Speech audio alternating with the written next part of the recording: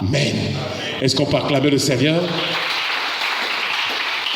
Gloire au Seigneur.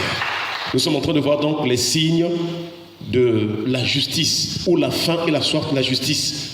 Qu'est-ce qui prouve qu'une personne a la faim ou la soif de la justice? Qu'est-ce qui prouve que dans le cœur d'une personne, il manifeste, il agit selon la justice de Dieu? Qu'est-ce qui prouve que le cœur d'une personne est agréable au Seigneur? Qu'est-ce qui prouve que la vie d'une personne, quand Dieu voit cette personne est juste devant Dieu? Ce sont ces signes-là que nous sommes en train de voir. Et dans chaque génération, il y a des justes et il y a des injustes. Dans chaque période de temps sur cette terre, dans chaque génération, il y a une catégorie de personnes que Dieu regarde qui sont justes, et il y a une autre catégorie de personnes qui ne sont pas justes. Voilà pourquoi du temps de Noé, il dit que en son temps, Noé était trouvé juste devant Dieu. Est-ce qu'on peut acclamer le Seigneur? Et le but pour lequel Jésus est venu, pour sauver l'humanité, pour sauver les hommes, c'est pour nous donner de devenir justes devant le Seigneur. Et grâce à l'œuvre du Seigneur, si tu crois en Jésus-Christ, qu'il est mort pour tes offenses, tu confesses tes péchés, tu te repentes, tu acceptes la nouvelle vie, tu changes de vie, tu acceptes que l'ancienne vie, la vie païenne, la vie du monde, la vie de la cigarette, la vie des boissons, la vie de l'impudicité, tu acceptes que ça quitte, tu refuses cette vie-là, et que tu acceptes la vie que Jésus t'apporte, la vie de sanctification, de sainteté. Lorsque de tout ton cœur, tu acceptes cela, alors tu seras sauvé, et devant les yeux du Seigneur, tu seras juste. Alléluia. C'est là où l'Esprit de Dieu va commencer à t'animer, à pratiquer, à faire ce qui est agréable au Seigneur, jusqu'à ce que tu ailles au ciel.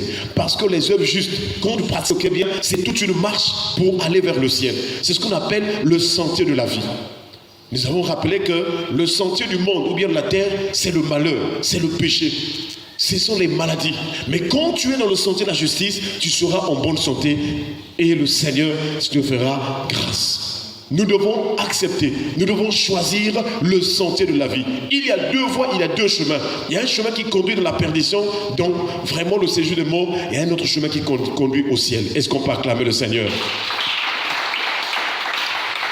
Dans la loi du Seigneur, nous voyons donc, Dieu nous donne les traits caractéristiques de ceux qui vraiment sont justes. Et le signe d'une personne juste devant Dieu, c'est que celle-ci a la crainte de Dieu. Elle manifeste la crainte de Dieu. Elle craint Dieu. Elle craint la parole de Dieu. Et Dieu est attentionné à ceux qui le craignent. Il a dit à Israël, notamment aux sacrificateurs, si je suis père, où est l'honneur qui m'est dû? Si je suis maître, où est la crainte qu'on a de moi? Donc, lorsque nous craignons Dieu, Dieu est très content parce que nous le positionnons dans sa position de souveraineté. Et nous nous reconnaissons que nous sommes des créatures et lui, il est le créateur. Alléluia. Chers frères et sœurs, ce matin, nous avons encore un texte qui nous parle aussi de la crainte de Dieu. Toujours dans Lévitique, chapitre 19. Nous prenons le verset 32. Lévitique, chapitre 19, le verset 32. Il est écrit: tu te lèveras devant les cheveux blancs et tu honoreras la personne du vieillard. Tu craindras ton Dieu, je suis l'Éternel. Est-ce qu'on peut acclamer le Seigneur? Donc le Seigneur parle à Israël. Nous aujourd'hui nous sommes Israël de Dieu. Parce que le véritable Israël dont Dieu parlait, ce sont les descendants d'Abraham selon la promesse. Pas ceux qui sont nés selon la chair. Parce que la chair va périr. La chair est liée à ce qui est terrestre. La chair est même liée à ce qui est diabolique. Mais ce qui est important pour nous, chers frères et sœurs, c'est d'être des hommes spirituels. Et ceux qui iront au ciel, ce sont des hommes spirituels, c'est-à-dire les sarments qui portent de fruits. Nous voyons ici, il dit, tu te lèveras devant les cheveux blancs et tu honoreras la personne du vieillard. Donc Dieu parle de l'honneur, du respect que l'homme doit avoir vis-à-vis d'une personne qui a les cheveux blancs, vis-à-vis d'une personne qui est dans la vieillesse. Dieu nous parle donc de respecter le vieillard. Une personne qui respecte les vieillards, c'est une personne qui a la crainte de Dieu. La crainte de Dieu se voit dans le fait que nous respectons les grandes personnes et particulièrement les vieillards. Parce que le vieillard, la personne qui a les cheveux blancs, c'est une personne qui a parcouru, qui a mis du temps sur la terre, qui a une expérience, qui est arrivé vraiment après, vers la fin, qui va bientôt aller à la mort, qui va bientôt mourir. Mais cette personne a vécu longtemps sur la terre, ça veut dire qu'elle a l'expérience, elle a vu beaucoup de choses, elle connaît beaucoup de choses, elle a eu beaucoup d'expérience, elle a eu beaucoup d'épreuves. elle a une expérience particulière. Et une personne qui est dans la vieillesse peut aussi enseigner à travers l'expérience qu'il a sur la terre. Alléluia. Alléluia. Si dans ta vie, il y a eu des fois tu n'as pas respecté une grande personne, notamment un cocobar, excusez-moi entre guillemets, un vieillard, sache que tu as péché devant Dieu. C'est le temps de se repentir. Si dans ta famille tu n'as pas respecté tes grands-parents, tes arrière-grands-parents, tes grands-parents, sache que c'est le péché. Devant Dieu, nous devons respecter les grandes personnes. Nous devons respecter ceux qui sont avancés en âge. Nous devons respecter ceux qui ont des cheveux blancs. Et c'est une loi de Dieu. Malheureusement, dans cette génération, les enfants sont devenus rebelles à leurs parents. C'est triste qu'aujourd'hui, les gens, et notamment les jeunes, ils ne respectent plus les vieillards. Ils se moquent des vieillards. Ils se moquent des gens qui ont des cheveux blancs. Ils se moquent. Or, nous avons dit que la moquerie n'est pas de Dieu. Tu dois respecter la personne du vieillard parce que tu ne sais pas pourquoi il en est arrivé là. Mais nous croyons que c'est une grâce. Et non pas que le Seigneur.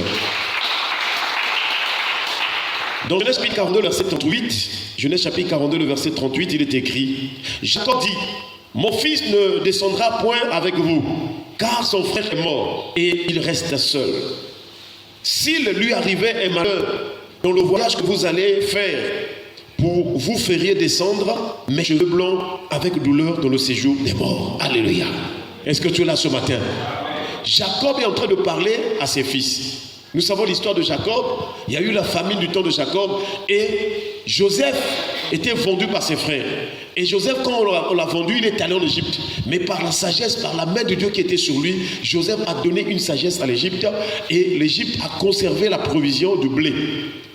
Or, le blé est très important. Vous savez que le blé, quand on a la farine, on peut fabriquer du pain, des gâteaux, ainsi de suite. Et il y a donc une famine. Mais comme Joseph avait, par la grâce de Dieu, donné la sagesse à l'Égypte pour qu'on conserve le blé, donc toutes les nations se dirigeaient vers l'Égypte parce que c'est là où il y avait le pain, c'est là où il y avait le blé. Est-ce qu'on peut acclamer le Seigneur? Et aujourd'hui, frères et sœurs, d'après la prophétie du prophète Amos, il dit qu'il viendra un temps où les gens auront faim, mais pas la faim du pain, vraiment que nous mangeons comme ça là. Pas cette faim là. Il y aura un temps où les gens auront besoin du pain. Ils auront la soif, mais pas vraiment de l'eau naturelle, du pain, mais pas du pain que nous confondons à la boulangerie, mais ils auront la soif des paroles de Dieu. Alléluia. Jusqu'à ce que le monde termine. La véritable soif qui va augmenter la vie des hommes, c'est la soif des paroles éternelles. Or, la parole de Dieu, c'est une personne. Cette personne, c'est Jésus-Christ. Et Jésus-Christ est le vrai pain de Dieu qui est descendu du ciel pour donner la vie au monde. C'est-à-dire, tu peux manger du pain naturel. Tu peux manger le pain que tu achètes à la boulangerie. Tu mourras un jour. Mais pour sauver ton âme, il faut le pain du ciel. Est-ce qu'on peut acclamer le Seigneur? Voilà pourquoi pendant que tu viens à l'église tous les jours, il faut développer la soif, le besoin du Père du ciel, afin que ton âme soit sauvée. Et que même si ton corps là meurt, que ton âme soit auprès du Seigneur dans la paix et dans la joie. Alléluia. Alléluia. Alléluia. Et donc Jacob, quand ses enfants vont aller en Égypte pour aller chercher du blé, ils arrivent là-bas, Joseph reconnaît ses frères, mais ses frères ne le reconnaissent pas encore. Et c'est là où, frères et sœurs, Joseph va demander à ses frères là, est-ce qu'on n'avait pas un autre petit frère? Oh non, on a un seul petit frère qui est resté avec papa là-bas à Canaan. Mais vraiment, papa ne peut pas permettre qu'il vienne. Il dit, donc votre petit frère ne vient pas, en tout cas, vous aussi, je vais vous garder, souviens, je ne veux pas vous servir de blé. C'est comme ça qu'ils sont repartis vers Jacob pour dire, ah, nous sommes arrivés dans le pays en question, en Égypte, il y a du blé. Mais le monsieur là nous a dit qu'il faut qu'on emmène notre petit frère. Parce que Joseph et son petit frère Benjamin, c'était les derniers fils de Rachel. Et c'est là où donc, Jacob est en train de dire, ah, parce que Jacob, on avait dit à Jacob que Joseph était mort. Donc il dit, ah, Joseph déjà est mort. Mais si vous me prenez encore celui-ci, vous allez faire descendre mes cheveux blancs dans le séjour de mort avec douleur. Ça veut dire quoi? Ça veut dire que quand une personne devient vieille, quand une personne atteint la vieillesse, le but de Dieu, c'est que cette personne meure dans la paix et dans la joie. Alléluia. Et donc Jacob est en train d'éviter de mourir avec douleur. Mon frère, ma soeur, papa, tu es ce matin là. Si tu es en train de tendre vers la vieillesse, cherche la joie du Seigneur. Est-ce qu'on peut acclamer le Seigneur? Cherche la joie de Dieu. Les Jacob, ils mouraient, dans leur vieillesse, ils étaient heureux. Ils étaient remplis de joie. Et nous allons comprendre pourquoi dans la vieillesse, il faut mourir dans la joie et dans la paix. Et Jacob connaissait ces choses qu'une véritable personne, une personne qui est sur cette terre, le signe que tu vas aller au ciel, il faut terminer ta vie dans la joie. Il faut terminer, il faut mourir dans la joie et dans la paix. C'est le signe que ton âme va aller au ciel. Mais si tu meurs dans la douleur, tu meurs dans la colère, tu meurs avec des mauvais sentiments, tu vas aller en enfer.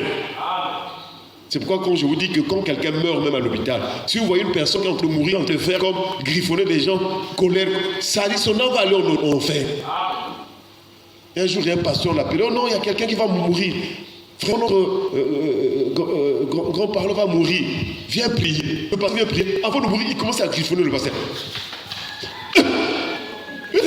Le pasteur, bon pic. Mourir d'un fois, quelqu'un qui est en train de mourir, en train de vouloir attraper les gens. Les gens fouillent. Il est mort. Ah! C'est pas possible. Ça, c'est une mauvaise mort. Mais la vraie mort qui montre la personne à la paix dans son cœur, c'est lorsqu'il va mourir. Il peut même vous dire que non, je veux bientôt mourir en paix. Est-ce qu'on peut acclamer le Seigneur? Que le Seigneur nous donne un jour, quand nous quitterons cette terre, que nous puissions nous en aller en paix. Alléluia. À Jérusalem, il y a un homme qu'on appelle un vieux sage, il s'appelait Simeon. Lorsque son tour était arrivé avant de mourir, il attendait la consolation, il attendait Jésus. Donc pour mourir en paix, il faut recevoir Jésus. Et Simeon, il a reçu Jésus dans ses bras. Il a dit, Seigneur, maintenant tu laisses ton serviteur s'en aller en paix. Car mes yeux ont vu ton salut. Salut que tu as préparé pour Israël. Salut que tu as préparé pour toutes les nations. Gloire d'Israël pour son peuple. C'est maintenant qu'il faut chercher Christ. Parce qu'à la fin, tu auras peut-être pas le temps. Mais il faut que tu termines ta vieillesse dans la joie et dans la paix. Est-ce qu'on peut acclamer le Seigneur? Et nous voyons, chers frères et sœurs, dans Proverbes chapitre 16, le verset 31, Proverbes chapitre 16, verset 31, il est écrit: les cheveux blancs sont une couronne d'honneur. C'est dans le chemin de la justice qu'on la trouve. Ah. Les cheveux blancs sont une couronne d'honneur. Donc pour arriver à la vieillesse, la bonne vieillesse, une heureuse vieillesse, il faut chercher cela dans la justice. Il faut pratiquer ce qui est juste. Il faut marcher selon la droiture. Il faut craindre Dieu. Si tu as la crainte de Dieu, tu termineras bien ta course sur la terre. Alléluia. Si tu as la crainte de Dieu, tu vas arriver à la vieillesse, mais dans la paix. Tu peux sortir après le culte, tu vas voir deux types de vieux, deux types de vieillards. Il y a des vieillards qui sont en paix, dans la joie. Un vieillard ou bien un vieux qui est dans la paix, tu vas voir que son visage, c'est un beau visage. Il communique la joie. Mais celui qui est méchant, tu vas voir un visage bizarre. Toujours des regards bizarres. Toujours des attitudes bizarres. Ça veut dire qu'il a la méchanceté dans son cœur. Mais le Seigneur nous donne la parole pour que nous quittions la méchanceté et que nous soyons des vieux et des vieillards qui sont bons au nom de Jésus. Je ne sais pas si je me fais comprendre. Donc, c'est une grâce que d'arriver à la vieillesse. Quand tu arrives à la vieillesse, si tu as pratiqué ce qui est juste, tu auras une heureuse vieillesse. Est-ce qu'on peut acclamer le Seigneur? Il faut pratiquer la justice. Et pour terminer, il y a un vieillard dans la Bible. C'est lui le vieillard de tous les vieillards. On l'appelle aussi l'ancien des jours. Alléluia. Et c'est Daniel qui va voir cela dans sa vision, dans sa prophétie. Il va voir les choses qui vont arriver. Daniel chapitre 7, le verset 9. La Bible déclare: je regardais pendant que l'on plaçait les trônes. Et l'ancien des jours s'assit. Et l'ancien des jours s'assit. Son vêtement était blanc comme la laine. Et les cheveux de sa tête étaient comme de la laine pure. Son vêtement était comme de la neige et les cheveux de sa tête étaient comme de la laine pure. Son trône était comme des flammes de feu et les roues comme un feu d'Évron. Est-ce qu'on peut acclamer le Seigneur?